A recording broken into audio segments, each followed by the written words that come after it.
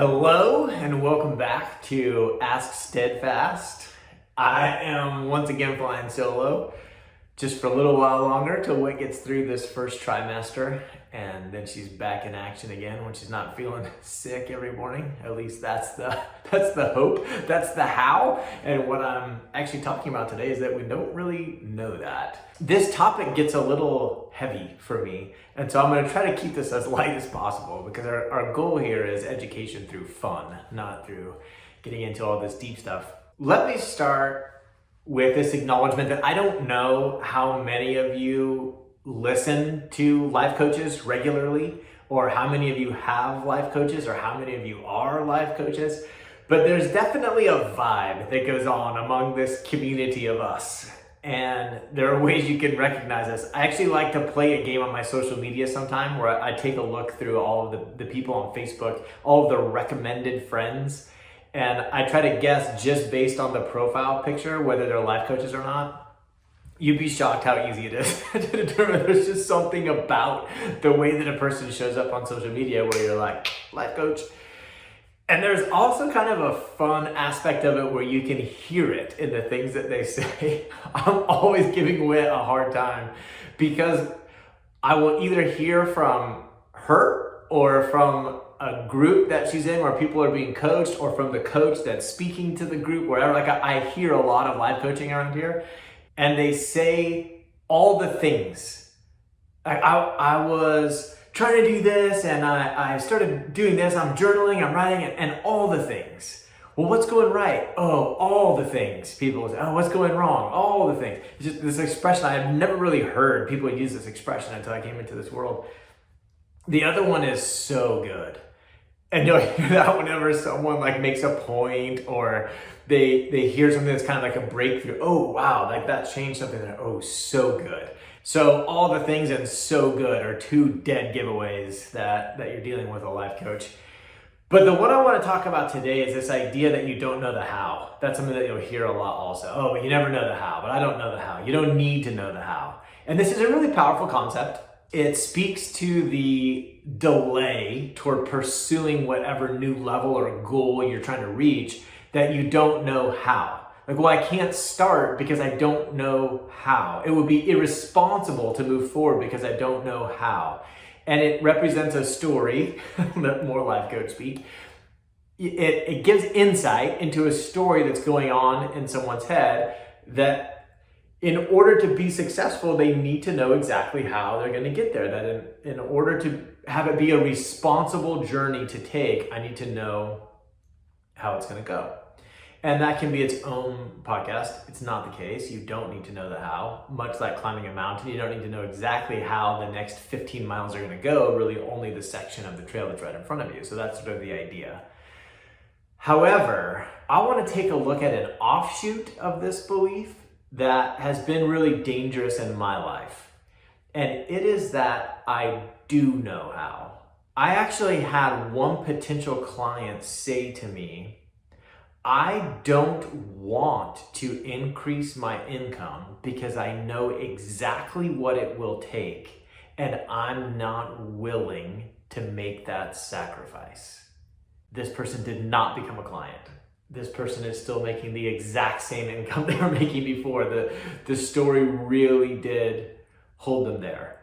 The perspective of this potential client represents a great summary of the danger of this thought. Basically what happens is I invent a story, a make-believe story about what is required to make the change that I desire to make in my life. Then I evaluate that make-believe path, and I determine it's too hard. I'm unwilling to make the sacrifice, and so I can stand very confidently in my decision to go immediately back to my comfort zone and just stay there and stop trying to pursue this change. This is some varsity level lower brain work right here. This is really good stuff. And it's easy to spot that it's lower brain because it keeps you exactly where you are. Now, to show how this showed up in my life semi-recently, Whit and I's journey, I'm going to take you back to when I was dating, making my online profile on OkCupid and trying to figure out who I was going to meet as my top priority.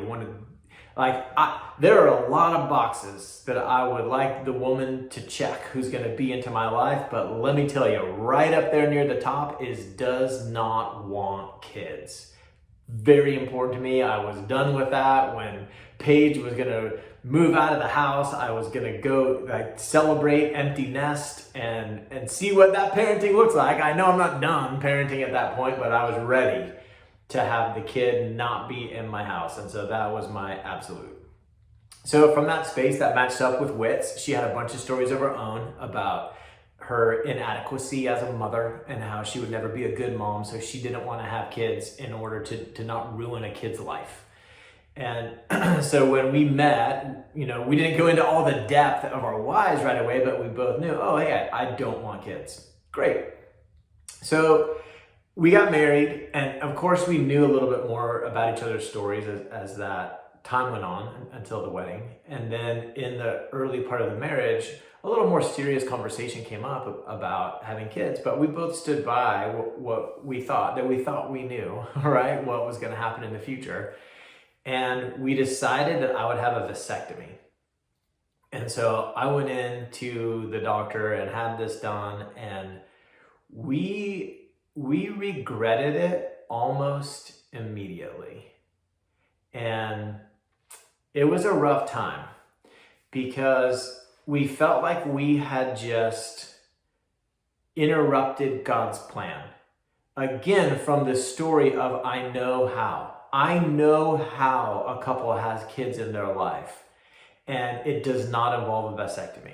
So my knowing how means, obviously, not a thought, but a fact, wrong, that we've closed this door and we can't go back. And there was a lot of regret, and it built a lot of resentment in our relationship. It was a source of a lot of conflict. Whit was going through this journey of growing as a mother, because even though we chose to not have kids, when we got married, I believe Paige was 12. And so Whit's in a parenting role already, and she's having to grow and heal all of this stuff that's going on in her life with no option of ever having a kid of her own. And I'm struggling because I feel a bit like I'm outside of God's plan. I feel like I have closed him off, like I made sort of a Jake decision instead of a Lord decision. And I felt a lot of guilt about that sort of reached a pinnacle when at one point Whit was convinced that I had manipulated the situation to do that on purpose. And so I felt terrible. I felt awful as a teammate to think that the woman I love is questioning whether or not I intentionally sort of put the wheels in motion to go quickly to have this vasectomy take place so that I could get my way, and as we went off into the marriage, there would be no more option of this. It was low. It was a hard spot for me. But the reason I bring it up here is to show you that story showing up. No, I know how someone goes on to have kids, and this is not how. Now, you know the story probably at this point, that as time went on, Whit's healing continued. My heart was softened a bit to the concept, and timing looked better, and I had the vasectomy reversed, and I recovered, and we still weren't getting pregnant. And so now we're praying and we're struggling again with faith because it's not happening, and dang it, I know how someone has kids, and a vasectomy reversal, that's a really risky way to do it, because what if the surgery doesn't work? And it's like, well, what if I can't have kids? We know how it goes, and it's not going that way, therefore it's going wrong, and that heaviness comes back on top of us. Well, ultimately, Whit's pregnant. That's why she's not on this video with me right now. And so we can see that it was a lie.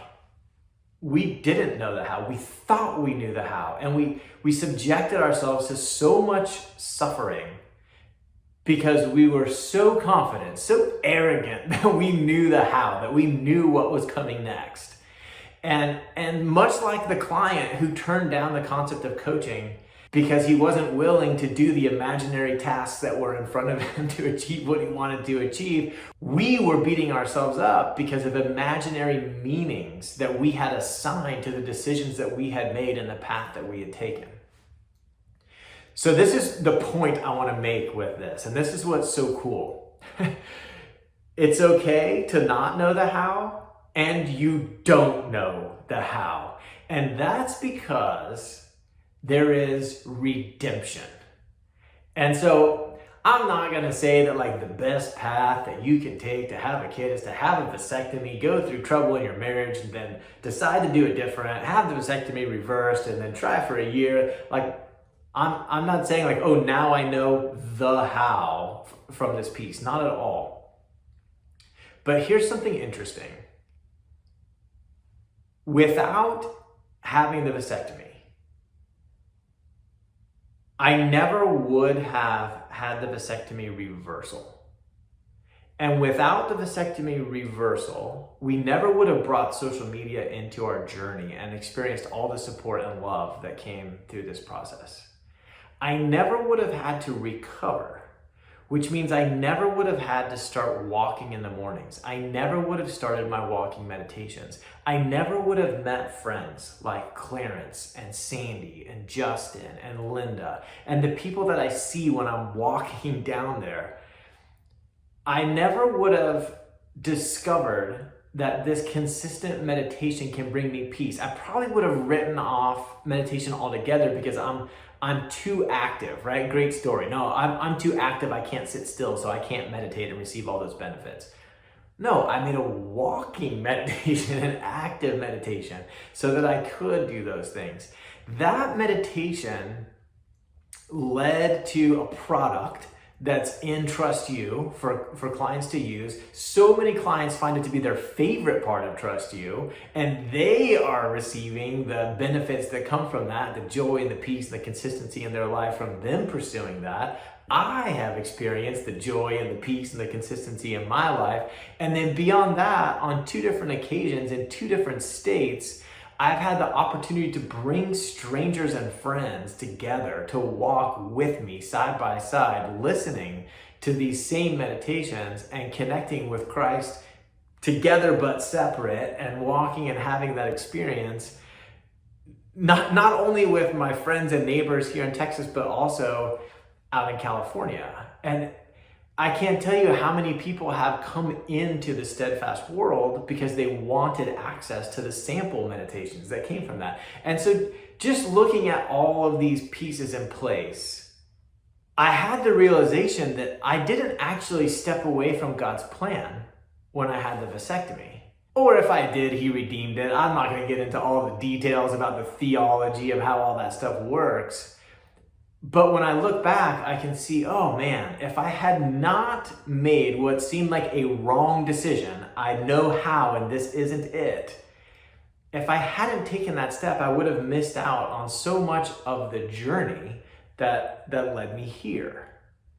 And so when I step back far enough to see that framework, when I step back far enough to see that the events in my life are just neutral things that I assign meanings to, and that their purpose in my life is not so much about validating my choices as it is about providing opportunity for me to build my skill of assigning said meanings, then I can see that there's this space to say that nothing's gone wrong, that I don't know how it works, that I pick a goal and I pursue that goal, and I probably pursue it and make a bunch of errors, and I probably zigzag and go backwards and forwards, and however it makes sense to you in your mind. It's not this just like perfectly straight path that goes right there. It's a little bit confusing. I don't know the how, but I'm also not doing it wrong. In order to say I'm doing it wrong, I would have to know exactly how to do it right. And I have, in this process, I have lost all of my arrogance about knowing how to do it right. I don't know how to do it right. Therefore, I can't say that someone's doing it wrong, or that it's going wrong, or that I'm doing it wrong. And so I'm free from the chains of this idea that it's going wrong. I get to always say, hey, nothing's gone wrong. This is where we are, and I'm committed to continuing to go. So that's the message for today. If you find yourself in a place where you feel like you've made errors that have now limited your options going forward, or you think you don't know how, or even worse, you think you do know how, and you're not willing, you're not capable, you don't have the time, you don't have the money, for some reason, this imaginary way that you've invented that is the way to get where you want to go is inaccessible to you, just recognize that as your lower brain doing its thing, loving you, keeping you comfortable, and saying, hey, stay here. But also know that your upper brain knows that sometimes the discomfort is worth it because of what lies on the other side. Hey, thanks for watching this episode of Ask Steadfast. Whit and I are super excited to use this avenue to sort of spread our message. And so it would mean a ton to us if you'd subscribe to this channel. Additionally, if you have any questions you'd like to see addressed in future episodes, whether serious or funny, we'd love to see those in the comments. So leave that in the comment below, and we'll see you in the next one.